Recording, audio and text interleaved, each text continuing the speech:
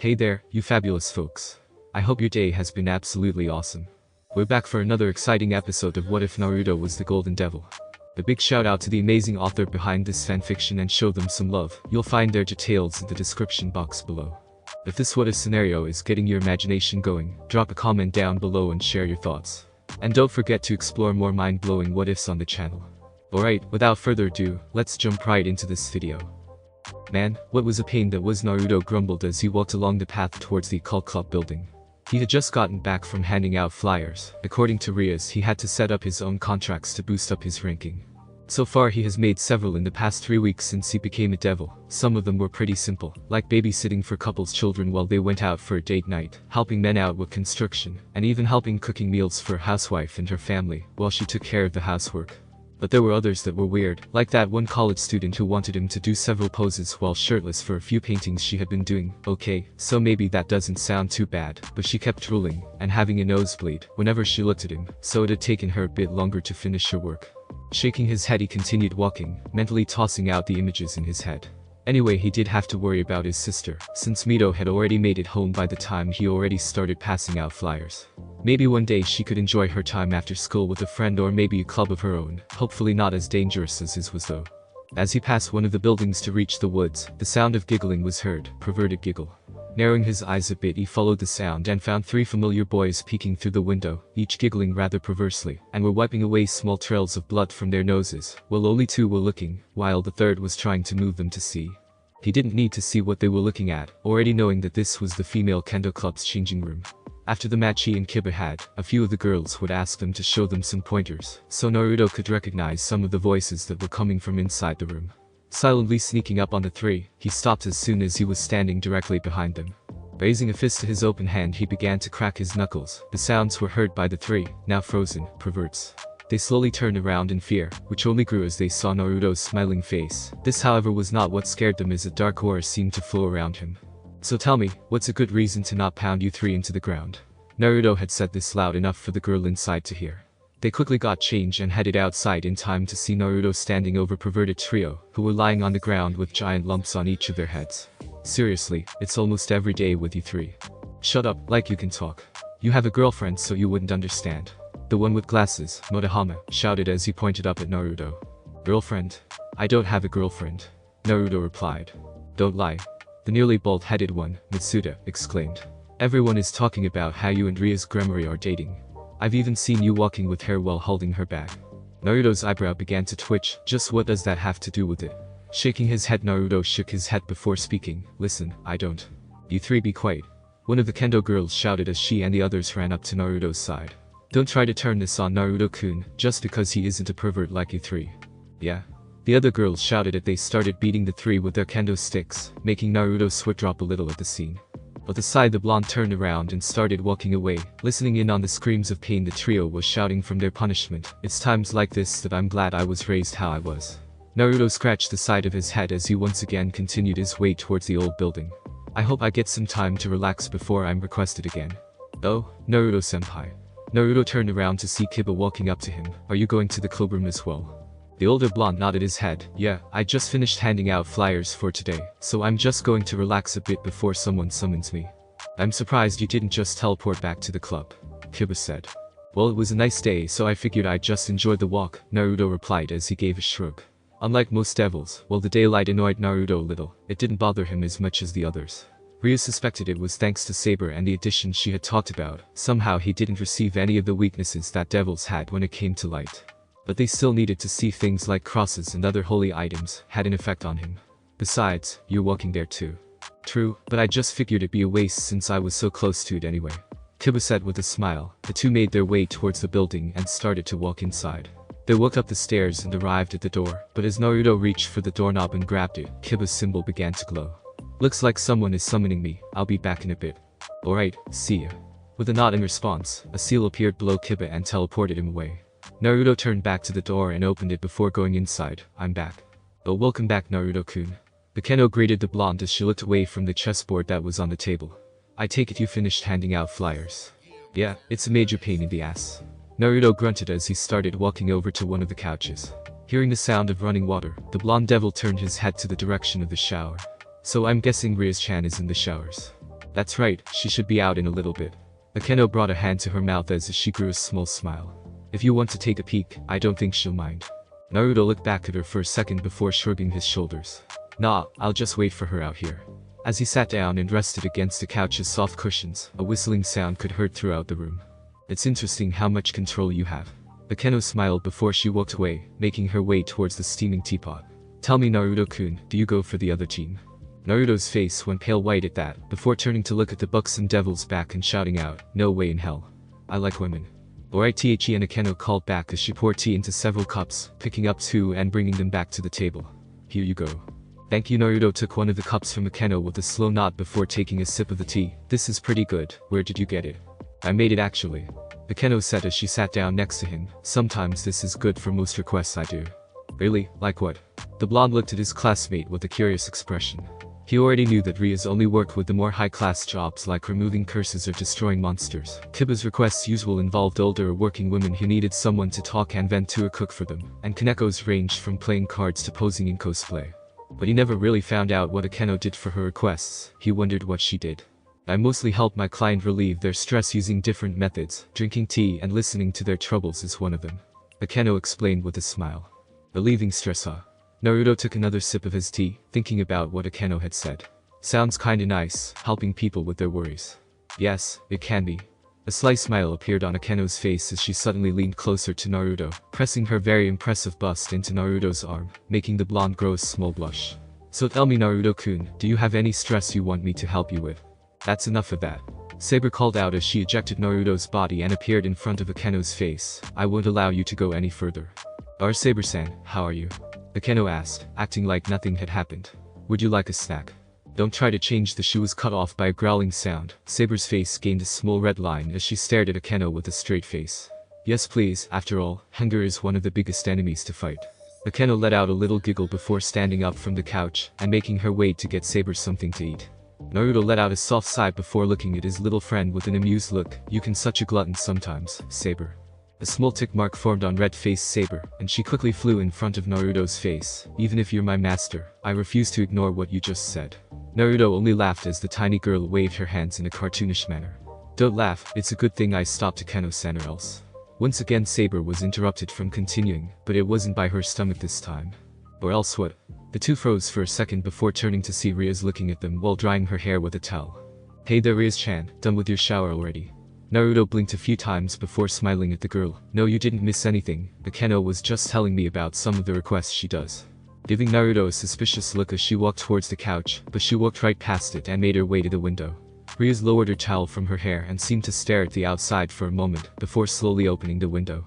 Rias-chan.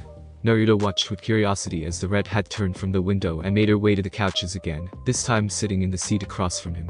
Are you okay? Yes, I'm fine, Rias replied, a calculative look on her face as she looked at the chessboard that Akeno had been messing with earlier.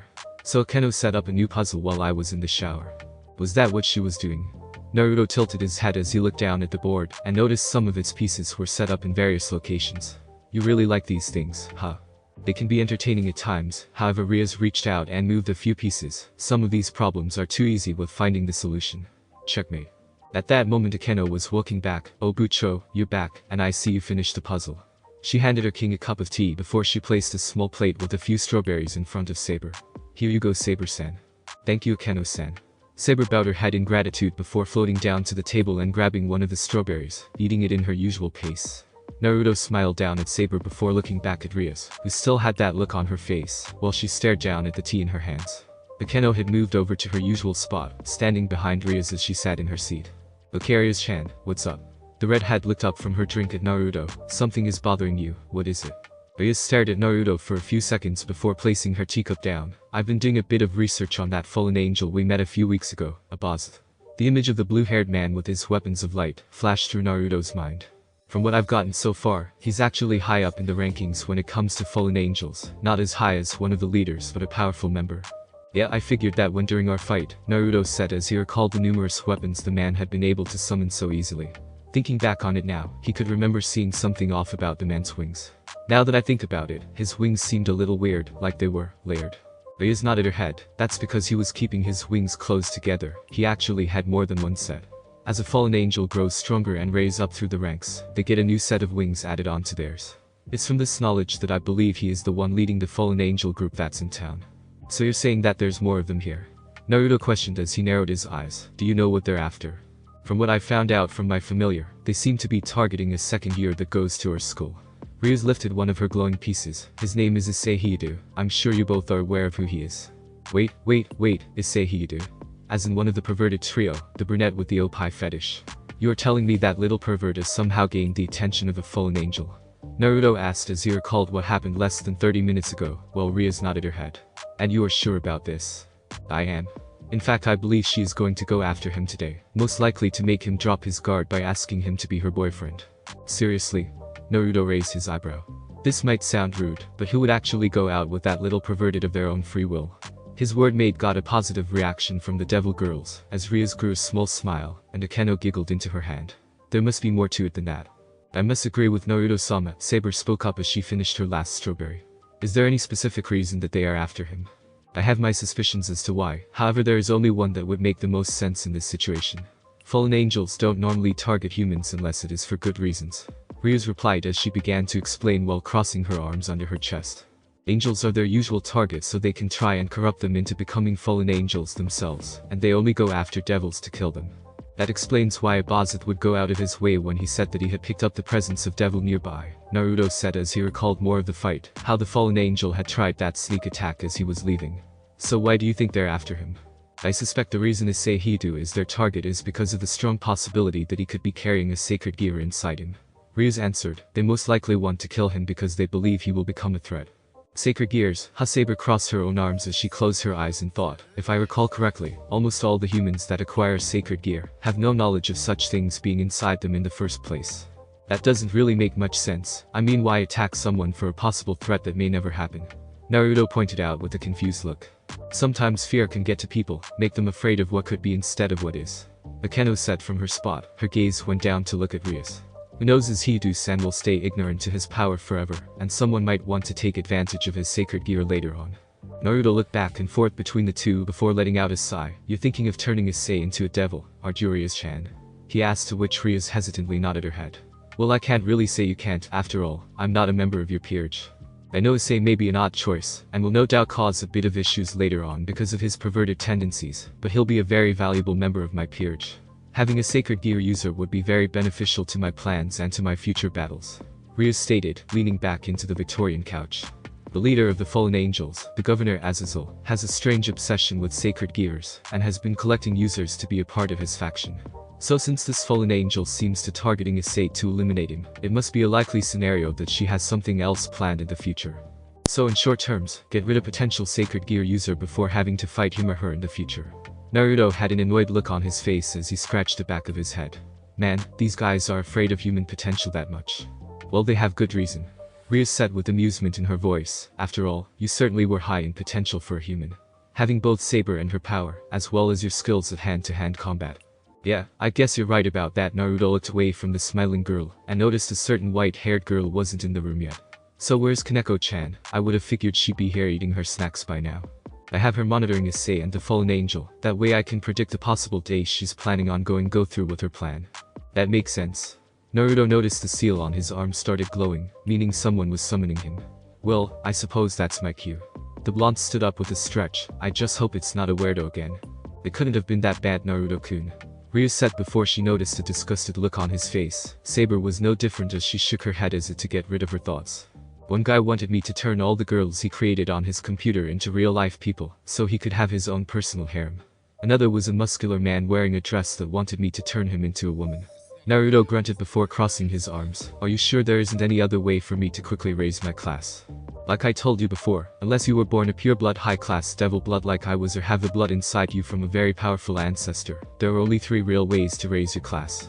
You don't have a peerage yet, nor are you that experienced, so rating games are out for the question at the moment. Ryuz explained as she closed her eyes. The second is the quickest but most dangerous, defeating high-ranking members of the other 2 factions. And finally what you are doing right now, taking requests and boosting your rank at an even pace. Naruto let out a sigh as he picked Saber up and placed her on his shoulders. I know, but it's still a major pain in the ass. After creating a seal underneath him, he gave the girls a wave. I'll see you guys later, keep me updated on the pervert. Alright, will do. As he disappeared, the girls stared at the area he had been in silence. Ryuz turned back to look at Akeno. So were you able to get a reading? Akeno nodded her head. Yes, it's just as you suspected. Naruto-kun's powers are much higher than a normal human that was turned into a devil should be. Given how hard he trains, the rate of his growth, and how much you said he had when he was reincarnated, he should already be close to high-class level, but it's strange. I thought as much. Ryuz reached out and grabbed a king chess piece to the board and held it close to her face. During the short time Naruto had been unconscious, I had found that he had somehow absorbed all the power that had been inside the mutation piece that I was going to use on him. And when I was checking his power level, it first started out very high before somehow lowering itself. Is it because of Saber-san and her powers? Could her presence be limiting his own power? Akeno asked in confusion. No, I don't think so, Ryuz answered as she continued to look at the king. You said it yourself, Akeno, fear is a power thing. Fear? What could Naruto-kun be afraid of? When I saw him with his family, it was heartwarming just seeing how much they cared about each other. Ryuz lowered the king back onto the board, placing it in the center square. Remember, unlike everyone in my peerage so far, Naruto-kun was a human with no knowledge of our world, and has a normal family. So then Akeno started to say before she was cut off by Ryuz. Afraid that he will be rejected by his family. And since he's not a member of my peerage, he believes that he'll be all alone if that happens. Even when I told him that we would stand by him if that happened, Ryuz had a sad look in her eyes. Well, he acknowledges and accepts that he's a devil now. He's subconsciously afraid and is holding himself back from accessing his true power. Being alone can be a truly horrible thing. Akeno had a sad smile on her face as she said that. So do you think he'll ever harness that power? Ryuz let her body fall back into the couch once again. Eventually, hopefully soon, but until then he'll just have to grow stronger without his full power. Tell me, Bucho, are you saying that because you want him to be safe? Akeno closed the distance to the couch and leaned over it, or is it because you want him to help you with that? I want both, Ryuz said as she stood up from her seat, moving a few steps away, while ignoring the look Akeno was giving her. I don't want to see Naruto in pain, and truthfully, I feel like he's the only one who can save me from this fate. Bucho, do you? Akeno stopped herself before shaking her head. Never mind, I already know the answer. Ryuz was quiet before turning to her queen. Let's go, Akeno, we have some preparations to do. With a nod of her head, Akeno followed after Ryuz in silence. So let me get this straight, you were summoned by the pervert after he was fatally wounded by the fallen angel, turned him into a devil's servant that required all of your pawn pieces, teleported him home before he could woke up, and didn't tell him he was now a devil. Naruto was with Ryuz a few days later. It was their lunch break between classes, listening to her as she explained the situation to him as promised. Did I get everything right? Yes, that's right. Ryuz nodded her head as she and Naruto watched over the stairs, as Issei seemed to be freaking out about how no one seemed to remember his girlfriend, and information about her disappeared as well. I don't know if you're doing out of curiosity or whatever, but I have to say Naruto smirked in amusement as he leaned on the railing. This is pretty funny to watch. I figured you might say that. Ryuz smiled at him before looking back down again. So how's training with Kaneko and Kibba? Well, with Kaneko-chan it is mostly hand-to-hand combat, so we help each other out. With her strength and my technique it goes on for a while. It's been fun. I think I've even seen her crack a very small smile to show she's enjoying it as well, but I can never get her to admit it. Good luck trying to. Ryuz replied as she shook her head before looking at him with a serious look. And what about Kibba? He's a nice guy, dedicated in his training. Fighting someone who focuses on speed rather than Kaneko and her strength is a nice change sometimes. Naruto explained before his eyes narrowed a little. But I've noticed he's been eyeing Saber with a suspicious look. He's trying to figure out the truth about her. I see.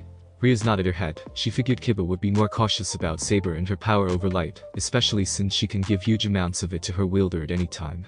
Speaking of Saber, how's our little friend? Enjoying her new freedom. Right now she's relaxing after training so much last night, and eating all that food after. Naruto let out a sigh. I swear that girl has no stomach, it's just a small black hole in her gut. Interesting. Ryuz let out a laugh into her hand, knowing both how much the tiny girl could eat, and how much the two trained at night. She had been there to coach Naruto a bit on using magic, and while she couldn't be there for most of his training, she was still there to see him use Saber's power from a distance. If Naruto were to unlock his true potential and use Saber's power, then there's no doubt he could go far. Her thoughts were halted when she noticed Naruto standing up straight and moving to the stairs. Naruto-kun, where are you going? He looked back at her with a smile. I promised Mito-chan I'd have lunch with her today, since the two of us haven't done it in a while. As he was about to continue down the stairs he called out to her, want to join? Are you sure? I wouldn't want to interrupt. Ryuz placed a hand on the railing as she looked at him. While she wanted to talk to him more she didn't want to hold Naruto up. Nah, I doubt she'll have a problem. Naruto shrugged his shoulders, before continuing down. She actually is quite fond of you. Alright then, if you're sure. Ryuz smiled as she began following him. as the two of them caught the attention of a few students as they walked down the stairs, especially from Issei and his friends as they drew closer to them. It's Ria-senpai and Naruto-senpai. She's so beautiful. And Naruto-senpai is as good looking as ever. Are they really dating then? The two ignored what was being said as they made their way down the stairs, making their way past Issei. The brunette stared at the red-headed girl in a small daze, as his thoughts going back to the strange dream he had where he was dying. He could remember the color red and a girl's voice. He snapped out of his thoughts when he noticed Ria's looked at him with a side glance, before she continued her way with a smirk. Soon she and Naruto reached the bottom of the stairs and turned the corner. Wow, she's really beautiful, Masuda said, putting his arms behind his head as he leaned back against the wall. There's something about her unapproachable elegance. Monohama agreed as he raised a hand to his glasses. I wonder how that guy was able to do it. Issei continued to stare at where the two disappeared, not really paying attention to his friends, as they talked about a new Gentleman's DVD that Masuda had gotten. What was that? Meanwhile. Hey, Mito-chan. Naruto waved to his sister as he and Rias got closer to where his sister was sitting, and noticed that she wasn't alone. And, Kaneko-chan. Hello Naruto-senpai, Bucho the white-haired greeted before going back to her chocolate bar. I hope you didn't mind, but I saw Kaneko-senpai by herself and invited her to join us. Mito gave her brother a sheepish grin.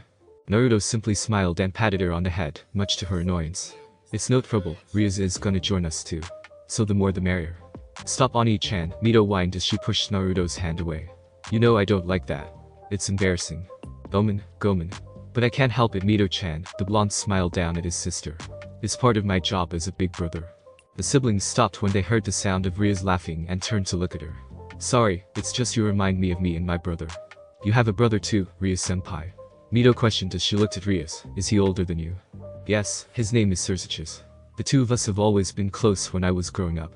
Rias explained with a smile, thinking about some of the times that they spent together. But you aren't now? Naruto raised an eyebrow. Did you guys get into a fight or something? Rias waved her hand in front of her face. No, it's not that, he just gets busy with his responsibilities. But when we do get the chance to talk and such, he can be just so embarrassing sometimes. Rias brought the hand to her forehead as she shook her head a little. Hahaha, Naruto chuckled as he walked over to a tree and sat down against it. Like I said, one of the jobs of being a big brother. Whatever Oni-chan, Mito let out a sigh before turning to Kaneko. How about you, Kaneko-senpai? Do you have any siblings? The first year froze mid-bite before turning to look at Mito. I'd rather not talk about it. Oh, okay. The younger redhead blinked a few times before slowly and silently moving over to sit with her brother. So Ria-senpai, what is your brother like? My brother? Well, he's pretty laid back most of the time, and I can't really say I've ever seen him completely serious except for a few times. But he is someone you can count on. Ria smiled as she recalled her brother. Surzichus is always kind and caring towards others, and always tries to keep things peaceful as he can. But with those very rare times he gets mad, he can get really scary. That reminds me of Ani-chan, he's always kind to people, well except perverts and bullies. Mito remembered one time when she was being bullied by a few kids at a playground once, and Naruto sent all the kids running with bleeding noses, bruises and broken arms. He's always been there for me. Is that right? Rias looked over at the blonde, who was resting back against a tree with his eyes closed. Mito was right about the two being similar when it came to how they treated people, and both were very protective as well. I can definitely see it. My Oni-chan can be a pain sometimes, but I'll leave him in your care, Ria-senpai. As soon as Mito said that, Naruto slipped from his spot and fell on his side. He quickly raised himself back up and looked at his sister with a red face. What the hell, Mito-chan? Sure, you can count on me. Rias replied with a smile, a very small dust of red on her cheeks as well. Naruto turned to Rias and noticed both she and his sister were giving him a mischievous looks, letting out a sigh. His head dropped a little. You both are against me. A small hand holding a small bar of chocolate moved in front of his face. Tilting his head to the side, he saw the hand belonged to Kaneko, who still had a blank look on her face. Huh. Here you go. Naruto stared at the chocolate for a second before taking it from Kaneko. Thanks, Kaneko-chan. The petite girl nodded her head before going back to her snack. It's just one of those days, Naruto muttered before taking a bite of the chocolate. Later that night, the park was quiet as Naruto walked along the path, heading towards the meeting place that Rias had told him to meet her. Now that Issei was a devil, there was no doubt that he would be attacked sooner or later. And with that pervert's luck, Naruto was betting on it being the former. If Issei was really as suspicious as they thought he was, then he will mostly go to where he had been supposedly killed. Getting closer to his destination deeper in the park, he noticed a figure was sitting on one of the benches. Thanks to his enhanced sight that he gained after he became a devil, he could see it was a woman. She had golden blonde hair like his, though hers was a bit duller. She was wearing a white turtleneck, a violet mini skirt that reached her upper thighs, black pantyhose and long brown boots. She was staring up at the sky with her red eyes, ignoring the world around her as she looked at the stars. But even though she wasn't moving, for some reason Naruto's body was telling him to be cautious of her. He shook his head a few times before continuing his way, keeping his guard up just in case. As he was walking past the bench, the girl called out, "Hello, Devil-san." Naruto froze mid-step, slowly turning to look at her with wide eyes. The girl continued to stare up at the sky as Naruto braced himself. "They're so pretty in this town, don't you think?" "Huh?" Naruto blinked as he stared at the girl with confusion. "The stars, don't you think they're pretty here?" The girl looked down from the sky and towards Naruto. The blonde man lowered his arms before looking up at the sky. "I guess, I've never really thought about it before." The girl smiled before shaking her head. "That's what I thought. No matter how many years passed, people always focus on so many things, and they forget to stop and enjoy life.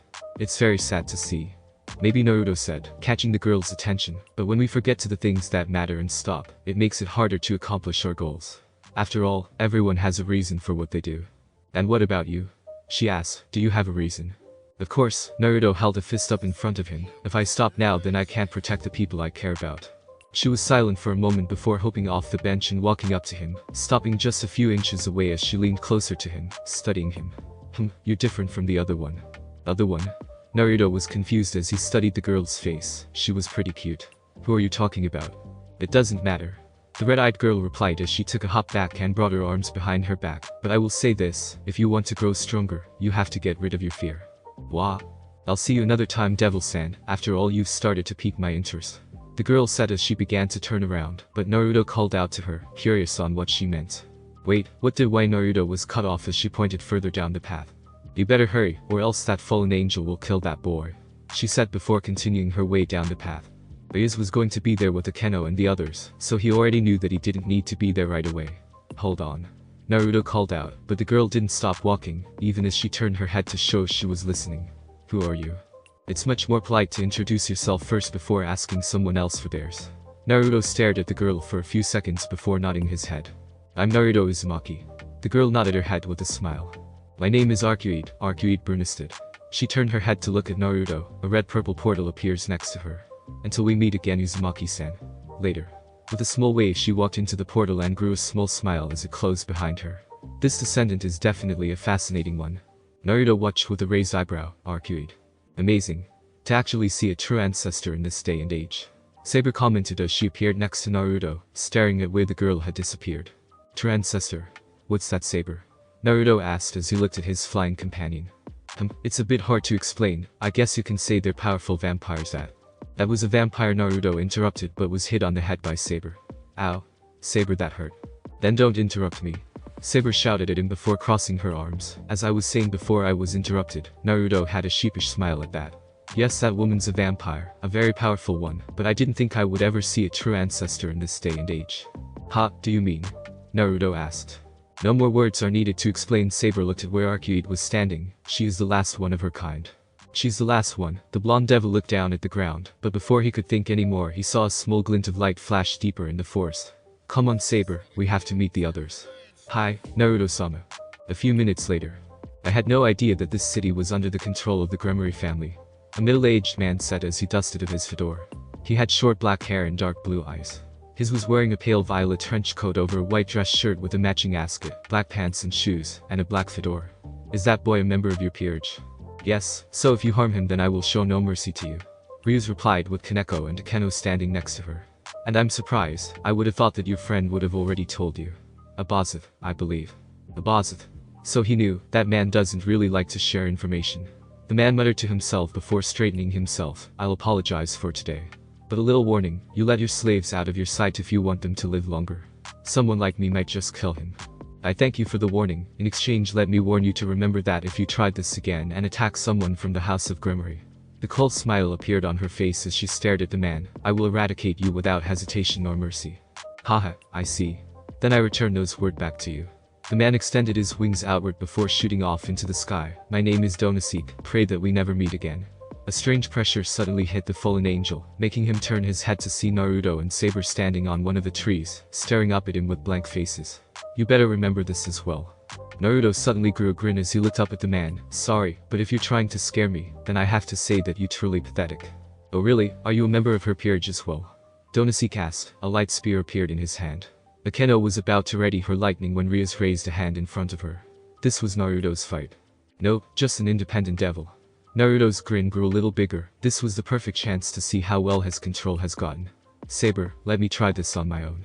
Saber only nodded as she moved over to where Rias and the others were. Independent, huh? Then it won't matter if you die, he declared as the light spear in his right hand lit up. He cocked his hand back and threw the spear straight towards Naruto. Instead of jumping out the way, Naruto simply raised his hand and caught it, just as the tip was about to hit him. That was just pathetic. I was right about not needing to use Saber's defense cloak against him. The blonde tightened his grip on the light spear until it shattered into tiny fragments and faded away. In the air, Donosik gaped in shock at what he just saw. There's no way a devil can hold a light spear, let alone destroy it like that. It's a light-based weapon, therefore a devil should be weak against it. Donosik's eyes hardened as he stared down at Naruto. This was impossible. You know, I don't feel like flying right now, so how about we fight on the ground? Naruto raised his arm up and concentrated his power into his hand, forming the energy into a spear of his own, surprising the others. Energy manipulation is surprisingly easy. Now then, get down here. With a tug of his wrist, Naruto threw the spear at Donosik with a powerful throw. The fallen angel didn't have time to dodge, as the spear came at him fast and tore right through his left side, taking his arm and wing with it. Due to his loss of a wing and the power of the blow, the man came crashing into the ground. Much better. The girls were surprised that Naruto could use the power of light like that, especially Akeno and Kaneko, since they never seen Naruto use his power in person. Rias just smiled as she watched Naruto hop down from the branch he was standing on, and made his way over to the fallen angel. Even after seeing it several times before, it never ceased to amaze her at the fact that there was now a devil that could use light magic. Donosik slowly raised himself up to see Naruto standing over him. Just what the hell are you? There's no way you can use light magic, you're a devil. You're right, I am a devil. Naruto lifted his hand up and concentrated his power to his hand, covering it with a powerful golden glow. But as you can see, I have no trouble controlling the power of light. Who are you? Donosik demanded as he glared up at the blonde, knowing this freak was about to kill him. Naruto ignored his question and looked back at Rias, asking her a silent question of his own. Rias-chan. She was quiet for a moment before nodding her head. You may do with him as you wish, Naruto-kun. After all, he is someone that we will most likely cross paths with in the future, and have to deal with later on. Donosik's eyes widened in surprise when he heard her say Naruto's name. Naruto. As in Naruto Uzumaki. Naruto turned back to the fallen angel. How do you know my name? The man started to chuckle. Before long it started to grow and turned into an uncontrollable laughter. What the hell's so funny? Donosik calmed down enough to give Naruto an evil grin, just enjoying the irony. After all, you're one of our targets as well. What? Why would you guys be after me? Naruto reached down and grabbed the bleeding stump that had been Donosik's arm, making the man let out a grunt in pain. Tell me. Now why would I do that? You're about to die here and now. He summoned another spear with his uninjured hand, before jabbing it forward. Believing that Naruto wouldn't be able to block, let alone dodge an attack that was coming from so close. To his shock, however, Naruto knocked the spear out of his hands and into the air without even looking. The blonde created a small orb of light in his hands. That was the wrong answer. Naruto said in a frosty tone before slamming the orb into Donosik's body. Light grenade. The fallen angel paused, not moving a muscle. But then his body started to shake and convulse before glowing a gold color. His body exploded in a bright golden light that covered both him and Naruto from the other sides. After a few seconds the light disappeared and only Naruto came into view. On the ground in front of him was a scorch mark that resembled a body. He turned away from the marking and started walking towards the small group. He raised his hand into the air and caught the spear he had knocked into the air, before destroying it with a twist of his wrist. Very impressive, Naruto-kun. Rias said as soon as he stopped in front of her. Your control over your new power is very good for someone who started a few weeks back. What can I say? I like to train and push myself. Naruto shrugged before letting out a disappointed grunt. I just wish I got answers from the guy. Why did he say I was a target too? Who knows, but if they were targeting you like they were, say, something about you must have caught their attention. Akeno said, bringing a hand to her face. Naruto thought back to earlier with Arcude. Great, I seem to be doing that a lot lately. Well, never mind about that. No, how's the pervert? He noticed all the girls seemed to have a small look of realization. He's still bleeding out, isn't he? It seems so, Rias said as she turned around and walked towards the unconscious boy. I didn't think he would run into a fallen angel so soon. It was careless of me. He'll die if we don't do something. Kaneko commented as she stared at Issei from a distance. So why did you guys try to heal him while I was beating that fallen angel? Naruto thought to himself before looking at Saber. Is it possible for me to use your healing on him? Saber shook her head before speaking. Unfortunately, it wouldn't work on him, seeing as my power is mostly light-based. Maybe when you have more control over it, but for now it would only make things worse. I guess I'll take him home and help him heal properly, Ria said with a soft sigh as she placed her hand on Issei's shoulder. With this kind of wound it will most likely be better to stay the night. If you had started healing him sooner, you wouldn't have to worry about it. Naruto gave the girl a look, to which she playfully stuck her tongue out at him. Just make sure he doesn't do anything to you. I think I heard a bit of jealousy there, Naruto-kun. Did you want Bucho to spend the night with you instead? Akeno commented as she pressed up against him from behind and rubbed her large chest against his back. If you want I can keep you company for the night. Akeno, stop rubbing yourself against Naruto-kun. Rias gave the raven-haired girl a small glare with a look of irritation on her face. We have more important things to do. Fufufu, now you have some jealousy in your voice, Bucho. Akeno said in a teasing manner as she hid herself behind Naruto. Besides, I doubt Naruto minds, do you, Naruto-kun? Sure, I wouldn't say that it doesn't feel nice. Naruto replied with a bored look, making Akeno pout a little and Ria snicker a bit, but I'd rather get home before my family gets worried. He took a step away from Akeno and stood next to his petite knight. I hope you're not turning into a pervert, Naruto-senpai, Kaneko said, making Naruto give the white-haired girl an offended look before replying in a deadpan tone. No way, Kaneko-chan, saying something like that puts me in the same class as this idiot, he said before lightly kicking Issei, which made Rias lightly swatted him on the leg. I just admit that I like beautiful women, and both Rias and Akeno are examples of beautiful women. Rias pushed her blush down before speaking up. Anyway, you should all head home, and we will meet up again tomorrow. After all, we have a new member to properly introduce to everyone. She said as the other members nodded at her words. A seal appeared under her and Issei. See you tomorrow. With that said, the two disappeared. Everyone else soon followed her example, and went to their respective homes, though Naruto had an annoyed look on his face at the thought of what was going to happen tomorrow morning. The next day came quickly and Naruto was now standing on the upper levels above the building's entrance, waiting for Rias to make an appearance. He had already said goodbye to his sister before going over to the railing to keep an eye out for red hair. While he knew Rias could handle herself easily against a weak pervert like Issei, he couldn't help but feel frustrated about the fact she was with the brunette. Naruto didn't know why he was feeling like this, but the blonde knew one thing, he didn't like it at all. I'm surprised to see you here, Naruto-san. He turned towards the voice and saw the voice belonged to the second high-class devil at Kuoh Academy and student council president, Sona Citri. She had black hair styled in a short bob cut and violet eyes which she hid behind a pair of red glasses. She was beautiful and intelligent, and was the third most popular girl under Rias and Akeno. I should be the one saying that, Sona-san, Naruto grinned at her as he shifted to leaning on the rail with one arm. After all, as the student council president, you have a lot of responsibilities, correct? True, but I wanted to see something for myself. Sona replied, closing her eyes as she leaned back against one of the pillars. Rias has gotten a new member to her peerage, and I heard it was Issei Hidu. Yeah, it's true. Apparently some fallen angels were after him, and she turned him into her pawn after he was killed. Naruto said before gazing back down at the entrance. He could see some of the students were looking back, as if something shocking was happening behind them. Looks like they're here. Sure enough, Rias and Issei were walking through the entrance. They've certainly caught a lot of attention. Sona commented as the two watched Rias say something to Issei before walking away, and when he tried to stop her, he got punched in the face by one of his friends. Yeah. Naruto replied with a dull tone, staring at the three perverts. Sona smirked before looking towards the stairs where Rias was making her way up. So you got yourself a new one, huh? She called out to get Rias' attention, making the girl look up. Good day, Rias. The red-headed devil smiled back. Good day, Sona. She turned her head to see Naruto was standing there as well before moving up to him. Good morning, Naruto-kun. Good morning, Rias-chan. Naruto greeted. I'm surprised you took him on a whim, Sona said, as she and the other two looked down at the perverted trio, who for some reason seemed to be playing rock, paper, scissors. That's not like you at all. Really? Rias has a small smile on her face. Sona looked at her with a curious look. I guess I've gained a stupid little brother to watch over. Is that so? Sona muttered before looking back at the trio. We should probably head to class, Naruto suggested as he moved away from the railing. Rias and Sona turned away as well to see Naruto was already walking away. See you later, Sona-san. Have a nice day. You as well, Naruto-san.